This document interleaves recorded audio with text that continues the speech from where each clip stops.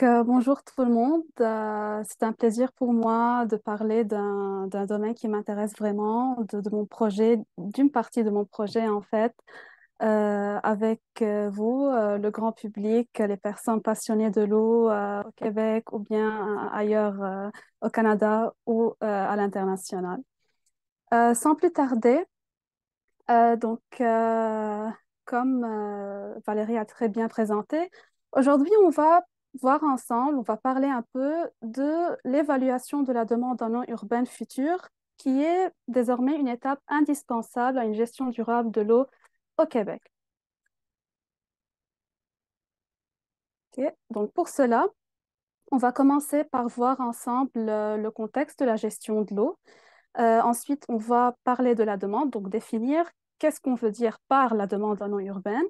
Ensuite, on va se spécifier au contexte québécois en général avant de passer à la méthodologie ou bien aux étapes traditionnelles pour évaluer la demande en eau future. Ensuite, on va quand même parler des défis parce que rien n'est idéal. Donc, il y a certains défis qu'on ne peut pas négliger lorsqu'on fait cette évaluation. Et finalement, on va conclure et faire notre réflexion. Donc, pour commencer, lorsqu'on dit gestion de l'eau, on pense au système de ressources en eau. Donc, les ressources en eau, on a les ressources qui sont disponibles dans la nature. Donc, on a les eaux de surface comme les rivières, les lacs, les zones humides. On a également les eaux souterraines. Donc, ce sont des ressources qui sont, dont le volume est vraiment négligeable par rapport à l'eau salée qui se trouve sous forme d'océan, de mer sur notre planète. Donc, ce sont vraiment des ressources qui sont précieuses. Mais d'autre part, on a aussi la demande. Donc, lorsque je dis demande, je parle de la demande municipale domestique, donc nous, les consommateurs, ce que nous consommons dans notre vie quotidienne. Il y a aussi la demande industrielle, également la demande agricole, énergétique et environnementale. Parce que souvent, on a tendance à oublier la demande environnementale. On oublie qu'il y a des écosystèmes, qu'il y a toute une biodiversité qui a besoin de l'eau pour son survie et pour son développement continu. Malheureusement, parfois la demande, ou bien souvent, la demande devient plus grande. Et il y a comme un déséquilibre lorsqu'on parle de demande et disponibilité. Donc, la demande augmente avec l'augmentation de la population, des développements technologiques, etc. Alors vient le rôle de la gestion des ressources en eau qui tient à rétablir cet équilibre ou bien d'essayer d'être le plus optimal vis-à-vis la demande et les ressources disponibles. Donc voilà, aujourd'hui, on parle plutôt de la demande. Donc, lorsqu'on dit demande, on a tendance souvent à penser économiquement, offre et demande. Donc, plus la demande augmente, c'est-à-dire l'offre est en train de diminuer, etc. Mais pour le cas de la demande en eau, ce n'est pas le cas. La demande est toujours disponible. Ce n'est pas, l'eau n'est pas un bien qu'on peut vivre sans lui. Donc, c'est la demande, elle est continue, elle est indispensable. C'est pour cette raison qu'on doit se lancer dans sa découverte. Si je veux définir la demande en eau, donc d'après une référence de 2008, on dit que dans le cadre d'un service public d'approvisionnement, c'est le volume total d'eau pour approvisionner les clients dans un certain laps de temps. Donc, lorsque je dis laps de temps, ça pourra être pour le jour, les heures, les mois, les années, etc. En ce sens, la demande en eau du réseau et la production totale d'eau d'un réseau public sont équivalentes. Donc, pour moi, lorsque je dis demande en eau, lorsque je parle dans le terme d'un réseau, c'est-à-dire c'est la demande que je produis par jour, par mois, par année dans mon usine de traitement d'eau potable. Donc, c'est ça la demande. Donc, c'est un volume. Et finalement, il y a une composante qui est inévitable. On a les pertes d'eau, qui sont les pertes qui peuvent être dans les réseaux, dans les conduites détériorées. Donc souvent, lorsqu'on dit demande totale, on distingue entre la consommation réelle par les différents usagers, mais aussi on doit considérer les pertes dans le réseau. dans notre contexte québécois. Donc, on a nos ressources. Donc, on a 10% du territoire qui est recouvert d'eau douce et 3% des réserves d'eau douce renouvelable de la planète se trouvent chez nous au Québec. Donc, c'est quelque chose qui est vraiment exceptionnel. On est vraiment content d'avoir, de toujours se rappeler de ces chiffres-là. Mais aussi, quand on parle de la consommation, nous sommes qualifiés parmi les plus grands consommateurs de l'eau au Canada, mais aussi dans le monde. Donc, on a une consommation qui vaut 1,5 fois celle de l'Ontario, 2 fois celle de la France. Et dans la stratégie québécoise d'économie d'eau potable en 2011, on dit qu'on a une consommation anormalement élevée au Québec, ce qui le situe parmi les sociétés les plus grandes consommatrices d'eau. Donc pourquoi on est les plus grands consommateurs d'eau? Toujours dans le contexte de la stratégie québécoise d'économie d'eau potable, dans sa version primaire, la première version, on dit que les deux principaux facteurs qui contribuent à cette production très élevée d'eau potable qui est consommée est due principalement à deux éléments. Donc, premièrement, on a les pertes d'eau qui sont dues aux fuites dans les réseaux. Donc, on produit plus afin de compenser les pertes qui sont qui sont sous forme de fuites dans les réseaux. Donc, une étude de 2006 montre que le Québec, c'est la province ayant le taux moyen de fuite dans les réseaux le plus élevé. On a des infrastructures vieillissantes, on a besoin d'investissements, donc tout ça contribue à cette augmentation de la production d'eau potable.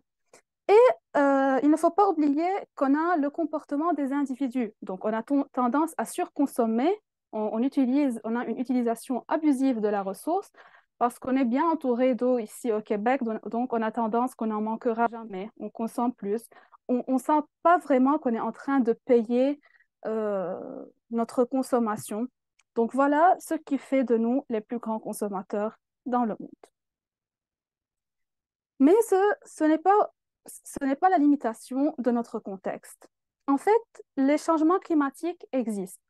Et pour la meilleure façon de détecter que le climat est en train de changer, c'est en fait d'observer l'évolution des variables climatiques, en particulier la température et les précipitations, avec le temps, mais aussi d'essayer de le projeter dans le futur en utilisant des modèles climatiques comme les modèles de circulation globaux, par exemple. Donc, pour le cas du Québec, donc si je prends la province québécoise en général, on remarque, donc ce sont des graphes qui sont tirés des portraits climatiques d'Uranos, qui sont basés sur le projet CEMIP6. Donc, on voit qu'on a une tendance croissante au niveau de la température, que ce soit pour un scénario optimiste, donc dans le cas où les émissions de gaz à effet de serre sont plus ou moins réduites, mais le pire, c'est qu'on aura une tendance toujours croissante vers 2100 lorsqu'on a un scénario d'émissions élevées. Donc, d'ici 2050, une augmentation de la moyenne de 2 degrés jusqu'à 3 degrés Celsius est prévue. Donc, est-ce que cela aura un impact sur les grandes réserves d'eau douce au Québec?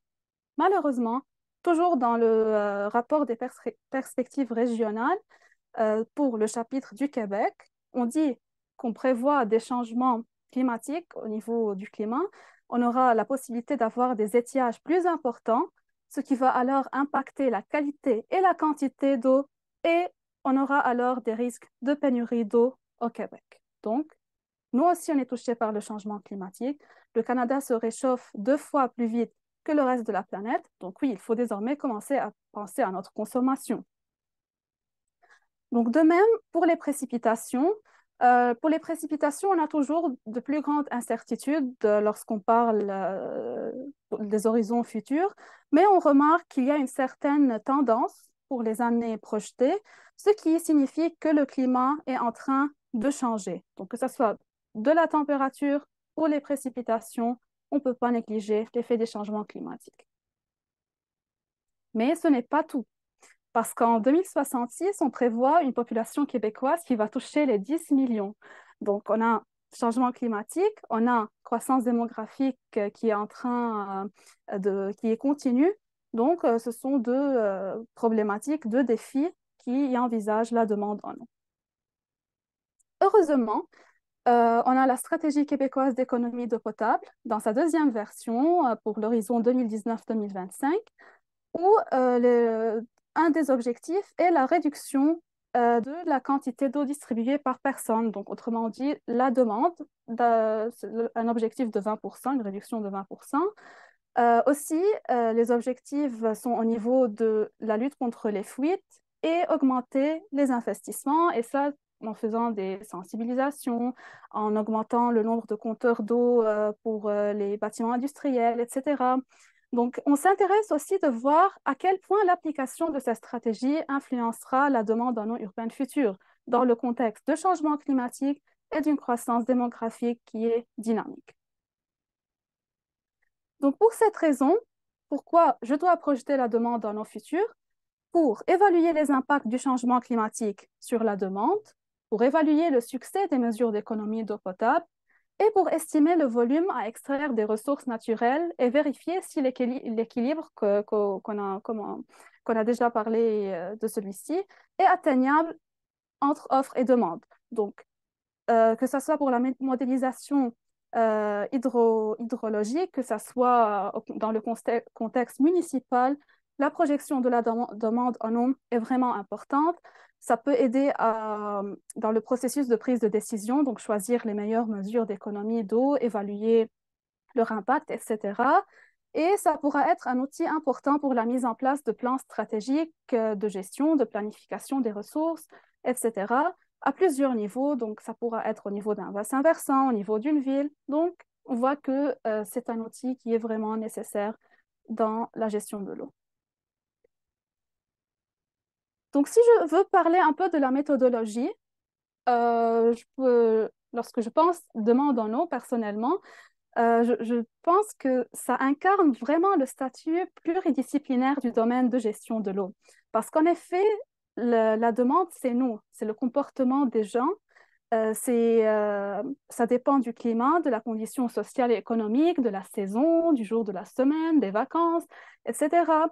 Donc, c'est vraiment inclusif. Ainsi, lorsque je veux modéliser la demande en eau, je dois commencer par choisir ma zone d'étude parce que j'ai besoin d'être vraiment spécifique et fixer mes objectifs afin d'explorer les données disponibles. Donc, choisir la zone d'étude, c'est-à-dire on choisit l'échelle spatiale, ça pourra être au niveau d'une petite municipalité, au niveau provincial, mais il est recommandé de travailler vraiment, de limiter l'échelle spatiale pour être vraiment précis dans la prédiction. Les objectifs vont nous permettre de voir si notre projection va être à court terme ou bien à long terme. On va parler de ça dans la suite. Et on va explorer les données disponibles pour voir est-ce qu'on a besoin des données climatiques, socio-économiques, de qualité, de quantité d'eau, etc. Donc, les 8 étapes que je peux introduire pour analyser la demande en eau sont: commencer par identifier les variables dépendantes et indépendantes. Parce qu'en fait, dans tout modèle de projection, dans tout processus de modélisation, on a la variable dépendante, c'est-à-dire qui est dans notre cas la demande en eau, et on a d'autres facteurs, d'autres variables qu'on nomme indépendantes, qui vont influencer cette variable de réponse ou variable dépendante. Donc, pour chaque cas d'étude, on va voir, OK, la demande ici, elle va être impactée par exemple par le niveau social, ça va être impacté plutôt par la température. Parfois, c'est impacté par le salaire, par la tarification de l'eau. Donc ça, c'est une étape principale pour commencer la modélisation. Ensuite, en utilisant un support mathématique statistique, on va identifier les relations et équations entre les différentes variables parce qu'il ne faut pas oublier que le modèle, c'est une représentation plus simple de la réalité qui est en fait plus complexe. Donc, pour comprendre la réalité, on a un support mathématique, mais il ne faut pas oublier qu'il y a une certaine erreur parce qu'on ne peut pas modéliser la réalité qui est vraiment complexe. Ensuite, on choisit le modèle, le type de modèle. Ça pourra être une régression simple, ça pourra être un réseau de neurones, ça pourra être un couplage entre différents modèles. On va voir ça aussi en détail dans la suite. On choisit un pas de temps convenable. Est-ce qu'on va faire la modélisation journalière, mensuelle, par année? Donc, ça aussi, c'est important. Ensuite, on calibre le modèle, on valide le modèle, deux étapes indispensables dans tout processus de modélisation. Et finalement, on l'applique pour la période future qui doit être bien précisée. Est-ce que moi, je veux avoir la demande future pour les prochaines années, pour les prochaines 50 années? Donc, ça aussi, ça dépend des objectifs.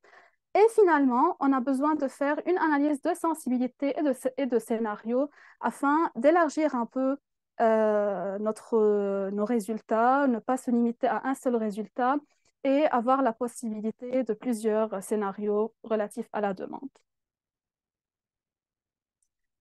Ok, donc si je parle un peu maintenant de court terme, de l'échelle temporelle en fait de projection de l'eau.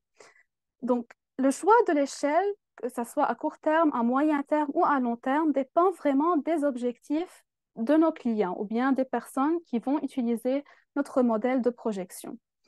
Pour, par exemple, une projection à court terme, une prédiction à court terme, c'est une prédiction qui se fait pour un pas de temps horaire, journalier, hebdomadaire. Donc, normalement, en général, c'est utilisé pour le contrôle, l'exploitation et gestion en temps réel du système d'approvisionnement, la gestion quotidienne des réservoirs. Ensuite, il y a le moyen terme, donc c'est plutôt mensuel par saison. Ça aide à évaluer la variabilité de la consommation d'eau et c'est surtout pour la gestion mensuelle des barrages, par exemple. Et finalement, on a l'échelle à long terme. Donc, c'est vrai, c'est une échelle annuelle pour des décennies. Donc, c'est souvent associé aux objectifs qui sont en lien avec les problèmes de décision, comme l'expansion des capacités au niveau de la planification stratégique, la planification financière, gestion des actifs. Donc, c'est vraiment des plans à long terme, des stratégies qui touchent la consommation, la tarification, les réglementations et tout. Et le plus important, lorsqu'on dit long terme, on pense au changement climatique. Donc ici, on s'intéresse dans ce projet, dans cette présentation, à l'évaluation des impacts du changement climatique. Parce qu'en fait, si vous prenez par exemple une période d'une dizaine d'années ou bien 8 à 10 années et que vous essayez de trouver la tendance de la température ou bien des précipitations, parfois la moyenne ou bien la tendance d'une année à une autre semble constante. On dit que, OK, il n'y a peut-être pas de changement de la température d'une année à une autre. Mais vraiment, lorsque vous regardez à plus grande échelle, pour 50 années, 30 années, même pour 100 ans, on trouve vraiment qu'il y a une certaine tendance dans le changement de la température. C'est pour cette raison, c'est vraiment important d'avoir de longues séries de données, d'essayer en tant que possible de comprendre notre contexte, d'avoir une analyse qui n'est pas limitée par le temps et pour conclure et pour atteindre les objectifs désirés. Maintenant, une partie qui est très importante, c'est les variables et facteurs clés. Donc moi, dans mon projet, j'ai effectué une revue de littérature qui a inclus des études d'un peu partout dans le monde et j'ai trouvé qu'on peut distinguer plusieurs familles de facteurs. Donc on a tout d'abord les facteurs climatiques. C'est ce qui nous intéresse parce qu'on est en train d'évaluer les impacts du changement climatique. Donc, le facteur le plus utilisé, c'était la température de l'air. Ensuite, les précipitations, l'humidité de l'air. Mais il y avait certaines études qui ont étudié l'impact de la vitesse du vent, la pression atmosphérique, l'humidité, etc. Mais c'est surtout température et précipitation lorsqu'on veut étudier les impacts du climat. Pour les facteurs socio-économiques, on a bien évidemment la population, le revenu moyen, l'emploi, le prix de l'eau. Le prix de l'eau, dans notre contexte québécois, n'est pas toujours vraiment considéré comme un facteur affectant la demande parce que la majorité des municipalités n'ont pas une tarification volumétrique au niveau résidentiel. Donc, on paye une taxe relative à l'eau une fois par année. Donc, on ne sent pas vraiment qu'on est en train de payer pour notre consommation. C'est pour cette raison que ce n'est pas toujours valable d'utiliser ce facteur-là dans notre projection. Bien évidemment, on a les mesures d'économie, les caractéristiques de l'habitation, que ce soit un condo, une maison régulière, etc. C'est ça. Et il y a aussi des études qui ont inclus des facteurs calendaires. Donc, le jour de la semaine, week-end, on consomme plus peut-être, le jour du mois, les vacances, etc. Et aussi, on a des études un peu limitées qui ont inclus les caractéristiques physiques du territoire. Pour les méthodes et modèles, je vais présenter brièvement les quatre des méthodes traditionnelles qui sont le plus utilisées dans la modélisation ou l'évaluation de la demande en eau. Donc, la majorité des études sont des modèles basés sur des données, data-based models, qui vont prendre des données passées, essayer de tirer des conclusions, des relations mathématiques pour les appliquer dans le futur. Voilà, par exemple, on a l'analyse de régression, qu'elle soit une régression simple, donc une seule variable qui affecte la demande, ou multiple, donc considérer plusieurs variables. C'est une méthode qui est assez simple, la modélisation par régression. Lorsqu'elle est linéaire, c'est un outil qui pourra être modélisé sur des logiciels comme Excel. Donc voilà, ça ne demande pas beaucoup peut-être d'efforts mathématiques ou de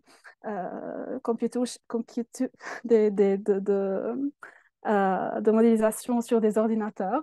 Mais ça a montré que c'était une méthode vraiment efficace. Et ça inclut aussi des modèles de régression non linéaires, donc pas uniquement linéaires. On a les analyses des séries temporelles. Donc, lorsqu'on parle des analyses des séries temporelles, c'est-à-dire on prend notre série temporelle de la demande, par exemple, et on essaye de la diviser en plusieurs sous-séries qui incarnent la variation saisonnière, donc tout ce qui varie avec un certain cycle. Ça inclut la variation de tendance, ça élimine un peu tout ce qui est les bruits, the noise data. C'est ça la méthode en général. Et il y a certaines études qui n'ont pas utilisé des facteurs externes socio-économiques ou climatiques, qui ont juste prédit la demande en utilisant la demande des jours passés ou bien la demande d'avant, du passé. Donc, ça, c'est time series analysis ou analyse des séries temporelles. On a l'approche de l'intelligence computationnelle. Donc ici, on parle un peu de artificial neural network, réseau de neurones artificiels. On parle un peu de plus machine learning, deep learning parfois. Ce sont des méthodes qui sont très efficaces, qui ont montré une efficacité pour des projections à court terme comme à long terme. Et on a souvent des approches hybrides, ça prend plusieurs approches, on les combine ensemble pour avoir des modèles qui sont plus développés et plus performants. Comme j'ai déjà dit, lorsqu'on travaille avec les données passées, c'est-à-dire on apprend du passé, on essaye d'apprendre du passé, et notre hypothèse principale, c'est que ces relations, toutes les conclusions qu'on a tirées du passé, sont applicables pour le futur. Donc, c'est ça l'hypothèse principale de la modélisation en général. Mais il ne faut pas oublier que lorsque je parle de la demande en eau, il ne s'agit pas d'un simple problème mathématique et technique. Donc, ce n'est pas un problème de thermodynamique, ce n'est pas un problème de structure, de ferraillage. C'est un problème qui nous touche. C'est nous les consommateurs, notre comportement, notre mode de vie, c'est lui qui affecte notre consommation en eau. Donc, en tant que modélisatrice, je ne dois pas me limiter sur les mathématiques. Je dois combiner ma logique, ma compréhension de mon contexte, de mon cas d'étude, de mes données. Je dois combiner donc cette connaissance avec mes résultats mathématiques pour essayer de comprendre l'évolution de la demande, que ce soit dans le passé ou bien dans le futur. Donc oui, la demande en eau, je rappelle toujours, c'est nous, c'est notre comportement, c'est notre mode de vie. Même au sein d'un même ménage, on peut avoir différents consommateurs. Donc une personne qui fait du sport, qui consomme de la créatine, par exemple, a besoin de boire beaucoup d'eau, alors qu'une autre personne ne boit pas vraiment de l'eau, par exemple. Donc c'est vraiment complexe, la demande en eau, ça dépend du comportement des gens. Pour cette raison, on a plusieurs défis. Donc, le premier défi, c'est au niveau des données.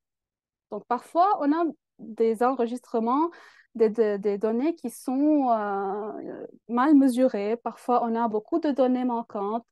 Parfois, les outils de mesure ne sont pas très bien calibrés, ce qui peut affecter la qualité de nos séries temporelles. Mais aussi, le défi au niveau des données peut être au niveau de la disponibilité. Parfois, on a de courtes séries temporelles. Ce n'est pas assez pour prendre des conclusions, pour modéliser, pour essayer de projeter dans le futur. Ça aussi, c'est un défi majeur.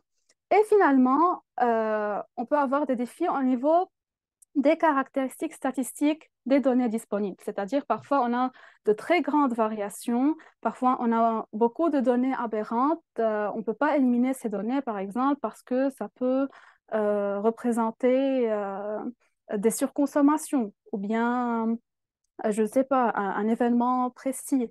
Donc, les données, c'est vraiment complexe.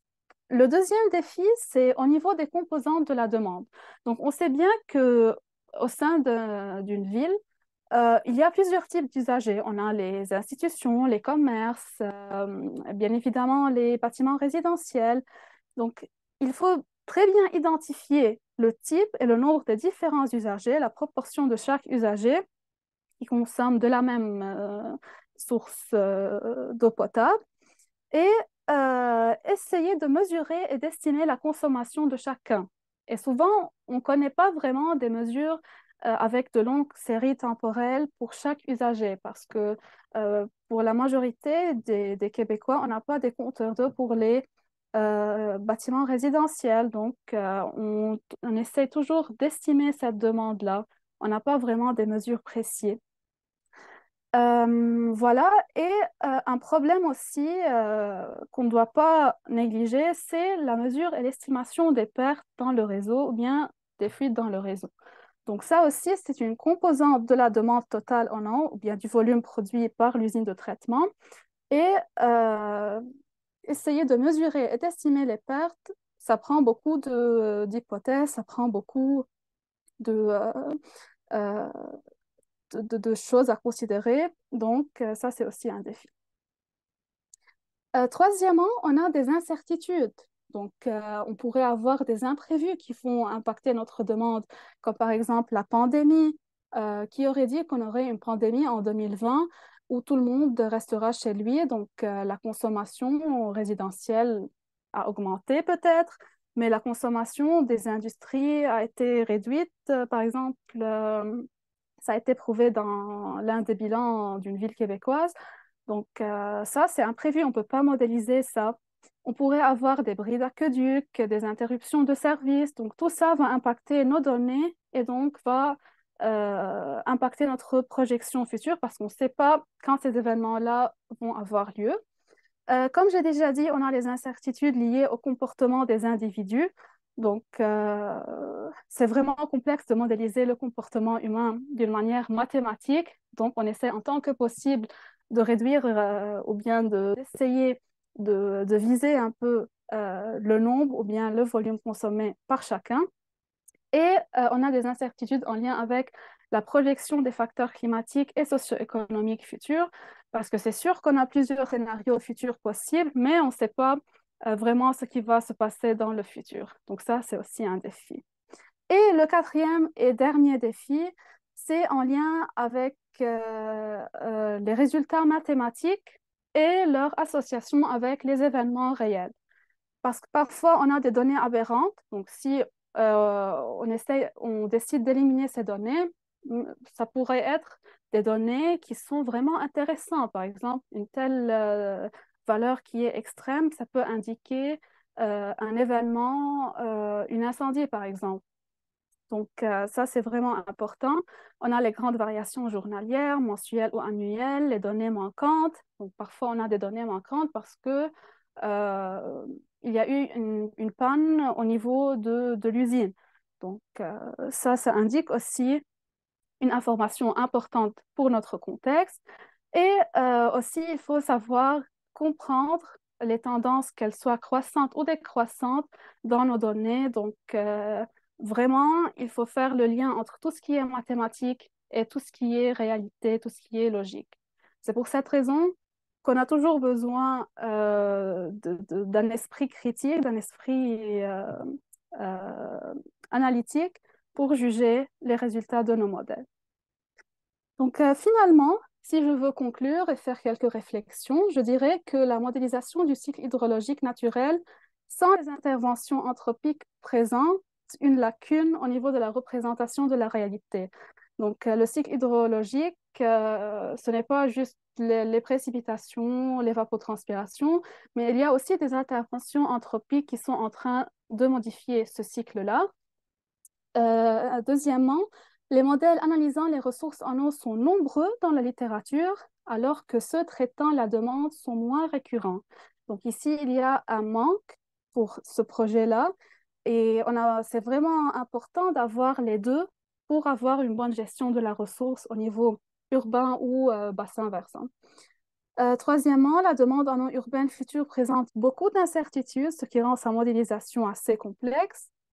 Et jusqu'à présent, il n'existe pas un modèle général permettant de prédire, projeter la demande dans n'importe quel contexte spatio-temporel. Donc, comme j'ai déjà dit, c'est vraiment chaque cas d'étude qui est unique et chaque cas implique son propre modèle qui peut varier même au sein d'une même étude d'un secteur à un autre.